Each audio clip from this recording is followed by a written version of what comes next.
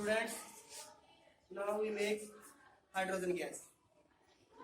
As you know, hydrogen is an inflammable gas. We make hydrogen gas with the help of a dilute HCl acid and some zinc.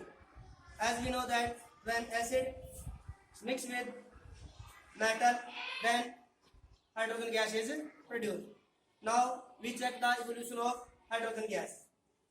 Now we take some dilute hydrochloric acid and few kernel of zinc is added into this beaker or bottle. Now hydrogen gas is released. Hydrogen gas is released. First of all, it is a slow process. After few seconds, it takes very large speed and evolution of hydrogen gas slow after some time.